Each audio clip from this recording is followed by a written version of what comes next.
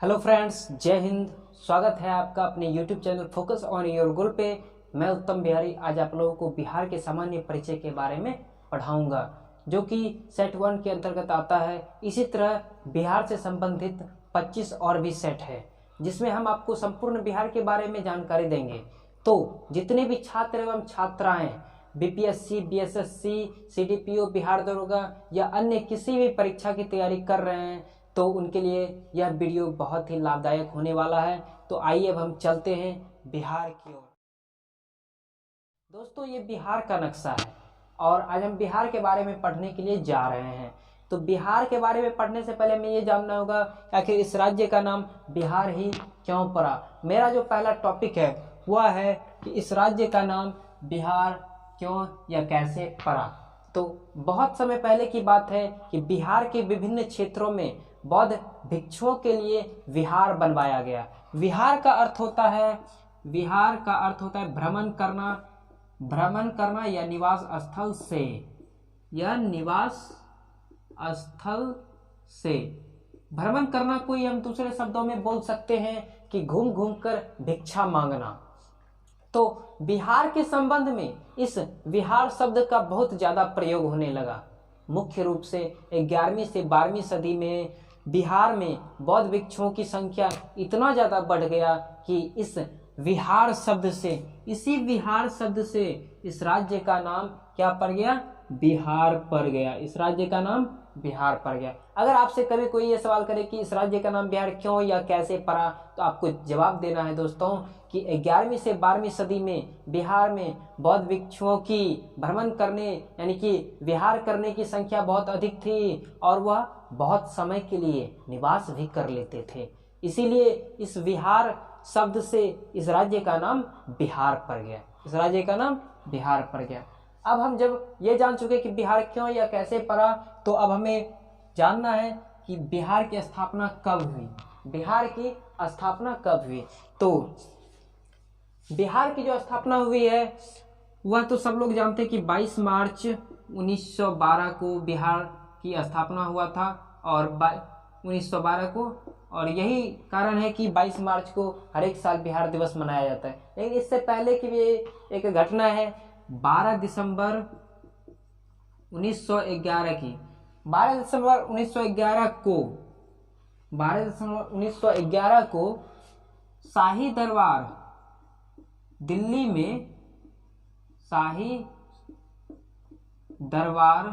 दिल्ली में एक मीटिंग थी यानी कि बैठक थी, जिसके मुख्य अतिथि थे जॉर्ज पंचम। ये कौन थे? मुख्य अतिथि थे।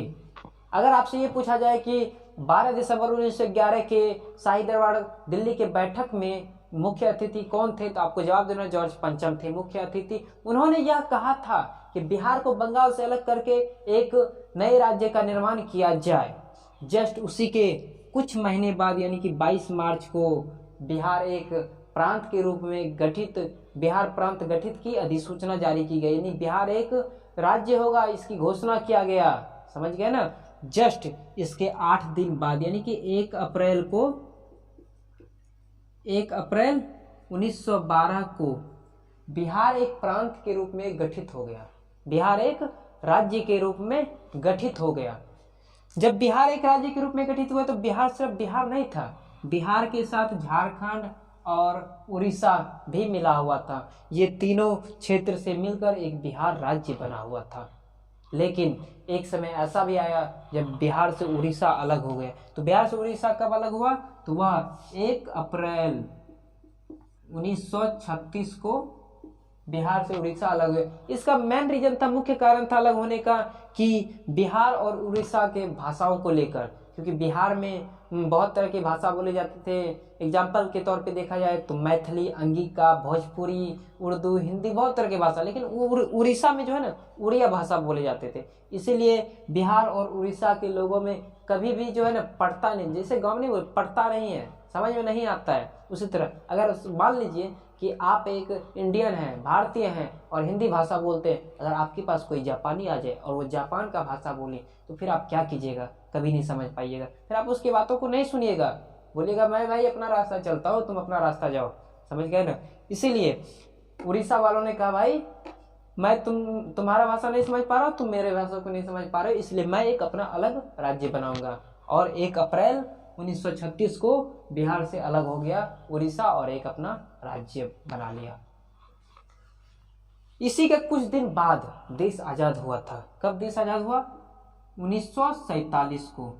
और 1947 के जस्ट 9 साल बाद यानी कि 1956 को राज्य पुनर्गठन आयोग द्वारा राज्यों की स्थापना की गई। तब फिर से एक बार सभी राज्यों का स्थापना हुआ था। वह कब हुआ था?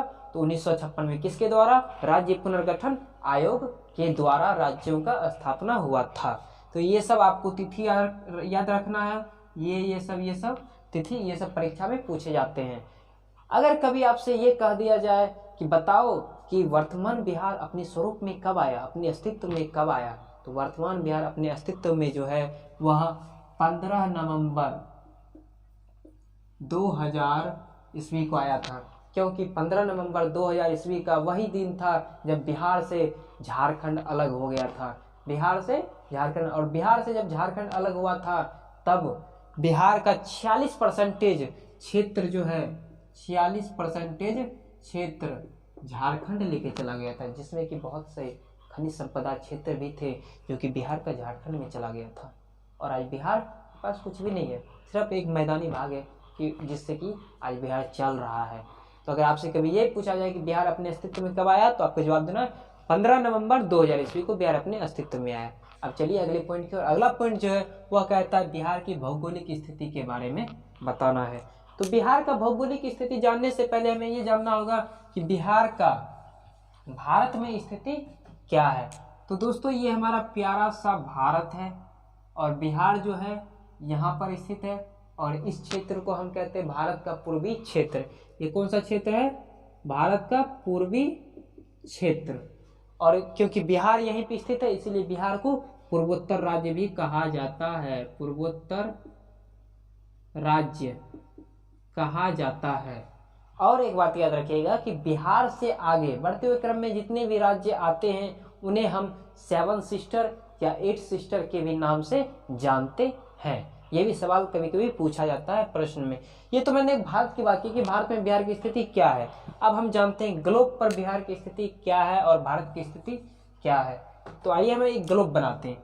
दोस्तों ये ग्लोब है और ग्लोब में आपने देखा होगा कि इस तरह की बहुत सी रेखाएं होती है। तो इस तरह की रेखाओं को क्या कहते हैं? तो इस तरह की रेखाओं को हम देशांतरीय रेखा कहते हैं। अगर देशांतरीय रेखा 0 है ये, तो 0 से आगे जितने भी देशांतरीय रेखा हैं उन्हें हम किस नाम से जानते हैं? उन्हें हम क्या कहते हैं? तो उन्हें हम पूर्वी देशांतरीय रेखा कहते हैं। पूर्वी देशांतरीय रेखा कहते हैं। और 0 से पहले जितने भी देशांतरीय रेखा आते हैं उन्हें हम पश्चिमी देशांतरीय रेखा कहते हैं। ये तो देशांतरीय रेखा की बात हुई, लेकिन इस तरह की भी रेखा आप देखे होंगे और इस तरह की रेखा को क्या कहते हैं? अक्षांशीय रेखा। और अक्षांशीय रेखा इक्वेटर यानी कि 0 अगर इसे कहा जाए, 0 मान लीजिए, तो 0 से ऊपर जितने भी अक्षांशीय रेखा आते हैं उन्हें हम क्या कहते हैं? तो उन्हें हम उत्तरी अक्षांशीय रेखा कहते हैं। उत्तरी अक्षांशीय रेखा कहते हैं। और 0 से नीचे जितने भी अक्षांशीय रेखा हैं उन्हें हम दक्षिणी अक्षांशीय रेखा कहते हैं। दक्षिणी अक्षांशीय रेखा कहते हैं। तो ये तो अक्षांशीय रेखा और देशांतरीय रेखा की बात हो गई, लेकिन भारत ग्लोब पर कहाँ स्थित है और बिहार कहाँ है? भारत ग्लोब पर यहाँ पर स्थित है और इस क्षेत्र को हम कहते हैं उत्तरी। भारत कहाँ पर स्थित है ग्लोब पर? तो कभी पूछा जाए तो आपको बोलना है उत्तरी अक्षांशीय रेखा और पूर्वी देशांतरीय रेखा के मध्य यानी कि बीच में स्थित है। क्यों, कैसे, अगर पूछा है आपको जवाब देना है। ये देखिए, ये हमारा बीचों बीच देशांतरीय रेखा हो गया और ये हमारा बीचों बीच अक्षांशीय रेखा हो गया। तो ये देशांतर रेखा यानी कि इधर है, तो इधर कौन सा रेखा है, पूर्वी देशांतर रेखा, और ये अक्षांश रेखा ऊपर है, क्या है, उत्तरी। तो उत्तरी अक्षांश रेखा और पूर्वी देशांतर रेखा के बीच में भारत स्थित है, और जब भारत वहाँ स्थित है तो इसका मतलब बिहार भी भारत का एक अंग है, एक हिस्सा है, तो बिहार भी वहीं पर स्थित होगा, पूर्वी उत्तरी अक्षांश रेखा और पूर्वी देशांतरीय रेखा के बीच। ये तो था स्थिति, लेकिन अब हमें ये जानना है कि बिहार का अक्षांश विस्तार और देशांतरीय विस्तार क्या है। अगर आप इसका स्क्रीनशॉट लेना चाहते हो स्क्रीनशॉट भी ले सकते हैं, नहीं तो इसका पीडीएफ आपको हमारे डिस्क्रिप्शन में दिए गए लिंक टेलीग्राम पे भी मिल जाएगा, वहां से आप जाके डाउनलोड कर सकते हैं। तो हम जानते हैं कि बिहार का देशांतरीय विस्तार और अक्षांश विस्तार कितना होता है। तो बिहार का जो अक्षांश विस्तार होता है वह 24 डिग्री 20 मिनट और 10 सेकेंड से 27 डिग्री 31 मिनट और 15 सेकेंड होता है। यह है अक्षांश विस्तार बिहार का, और बिहार के देशांतरीय विस्तार जो होता है वह है 83 डिग्री 19 मिनट और 50 सेकेंड से कितना होता है 88 डिग्री और 17 मिनट 40 सेकेंड होता है। यह है देशांतरीय विस्तार। अगर कभी आपसे ये पूछ दिया जाए कि बिहार का देशांतरीय विस्तार कितना है, तो आपको जवाब देना है 83 डिग्री 19 मिनट 50 सेकेंड से लेकर 88 डिग्री 17 मिनट 40 सेकेंड। और वहीं पर अगर जब आपसे ये पूछ दिया जाए कि बिहार का अक्षांश विस्तार कितना है, तो आपको जवाब देना है 24 डिग्री 20 मिनट 10 सेकेंड से लेकर 27 डिग्री 31 मिनट 15 सेकेंड है। ओके, तो ये समझ में आ गया। अब हम बात करते हैं बिहार की लंबाई चौड़ाई की बात करते हैं, बिहार की लंबाई चौड़ाई। तो दोस्तों ये है बिहार की लंबाई, ये क्या है, बिहार की लंबाई है, और ये क्या है, बिहार की चौड़ाई है, चौड़ाई। तो बिहार की लंबाई कितना है, तो बिहार की लंबाई 345 किलोमीटर है, और बिहार की चौड़ाई 483 किलोमीटर है। आप इसको इस तरह भी याद रख सकते हैं बिहार की लंबाई, क्योंकि ये अक्सर सवाल में पूछा जाता है, परीक्षाओं में पूछा जाता है कि बिहार की लंबाई, तो ऑप्शन में दिया रहता है 3 5 4 4 5 3 इसी तरह का, लेकिन आपको फंसना नहीं है, क्योंकि आपको सीधी सी याद रखना है 3 4 5 यानी कि 345 किलोमीटर बिहार की लंबाई, और बिहार की चौड़ाई 483 किलोमीटर। अगर इसी सवाल को पलट दिया जाए और इस तरह से पूछा जाए कि बिहार का उत्तर से दक्षिण की लंबाई कितना है, तो ये है दोस्तों उत्तर, ये आपका उत्तर है और नीचे आपका ये दक्षिण है। तो उत्तर से दक्षिण की लंबाई 345 किलोमीटर है बिहार का, और पूरब से पश्चिम, तो ये आपका हो गया पूरब इधर, और इधर आपका हो गया पश्चिम, तो इसकी लंबाई जो है वह है 483 किलोमीटर। कितना है बिहार का पूरब से पश्चिम की लंबाई 483 किलोमीटर।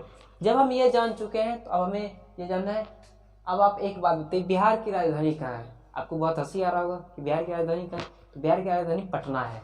लेकिन अगर आपसे यहीं पे ये सवाल कर दिया जाए कि बिहार का प्राचीन राजधानी कहाँ था, तो आपको जवाब देना है कि बिहार का प्राचीन राजधानी जो है वह है पुष्पपुर पाटलिपुत्र। आपने पाटलिपुत्र, पुष्पपुर और कुसुमपुर, कभी कभी यह भी दिया रहता है अजीमाबाद, और अजीमाबाद भी कुछ दिनों के लिए बिहार का राजधानी था। अजीमाबाद ये भी बिहार का राजधानी कुछ दिनों के लिए था। समझ, ये तो था बिहार का प्राचीन राजधानी के बारे में। अब हम जानते हैं कि बिहार से लगे हुए राज्य और देश के बारे में। मेरा जो अगला और लास्ट पॉइंट है आज का वह है कि बिहार से लगे राज्य और देश के बारे में। तो बिहार के पूरब में, बिहार का जो पूरब है वो इस साइड है, और बिहार का पश्चिम इधर, बिहार का उत्तर ऊपर, बिहार का दक्षिण नीचे। तो बिहार के पूरब में पश्चिम बंगाल है। क्या है, पश्चिम बंगाल, और बिहार के पश्चिम में उत्तर प्रदेश। बिहार के पश्चिम में उत्तर प्रदेश है, और बिहार के दक्षिण में क्या है, झारखंड है। ये तो बिहार से लगे हुए राज्य थे, लेकिन बिहार से लगा हुआ एक देश भी है जिसका नाम है नेपाल, जो कि उत्तर में है। ये कहाँ पे है, उत्तर में है। और ये कौन सा देश है, नेपाल। आपको पता है कि नेपाल से हमारे बिहार और देश का कैसा संबंध है, तो रोटी बेटी का संबंध है। और एक आपने देखा भी होगा कि वीडियो एक वायरल हुआ था कि बिहार और नेपाल के बॉर्डर पे किस तरह से एक चाची गोबर पाथ रही थी, यानी जिसको देहाती भाषा में बोलते गोईठा पाथ रही थी। तो समझ सकते हैं कि बिहार और नेपाल के बॉर्डर का किस तरह से कनेक्शन है, हमारे दोनों के बीच का कैसा संबंध है। लेकिन एक वही देश है पाकिस्तान, जहाँ की गोबर नहीं पाता जाता है, गोली पाता जाता है। गोलियों की बरसात होती है वहाँ पे, समझ गए ना, क्योंकि उनसे हमारा कोई अच्छा संबंध नहीं है। खैर कोई बात नहीं है, वो है पाकिस्तान अपना समझे। और इधर की एक हाल फिलहाल की कहानी है कि पाकिस्तान भारत के हरियाणा से एक मिसाइल लॉन्च किया गया था, और वो कहाँ जाके गिरा, तो पाकिस्तान के मियाचुंग शहर में जाके गिरा। वो एक्चुअली शहर नहीं था, वहाँ पे कोई भी सैनिक अड्डा या स्कूल कोई कुछ भी नहीं था, वहाँ पे जाके गिरा। और वो जो गिरा था वो जानबूझ के मारा गया था, वो कोई ऐसे नहीं चला गया था, वो जानबूझ के किया गया था।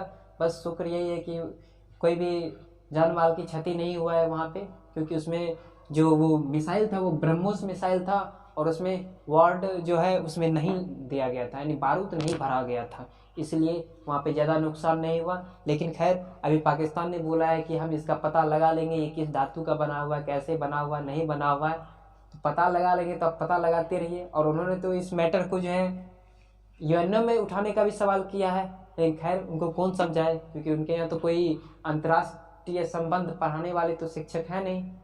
उनको अगर पढ़ना है तो उनको हमारे भारत में आना पड़ेगा, और भारत में तो उनको कोई पढ़ाएगा नहीं। और वैसे भी उनके पास पढ़ने का समय कहाँ है, क्योंकि उनको तो शादी करने से कभी फुर्सत ही नहीं मिलता है। उन्होंने 4 शादियाँ कर चुका है, और अभी 5वां शादी दादी जी करने वाली हैं। दादी को कितने दादाओं की ज़रूरत है वो तो भगवान ही जाने। हमको लगता है वो मरते मरते भी एक आध दादा और ढूंढ लाएंगे, क्योंकि वो दादी बहुत अच्छी लगती है। खैर वो सब बात छोड़िए, आते हैं अगले वीडियो में। जय हिंद।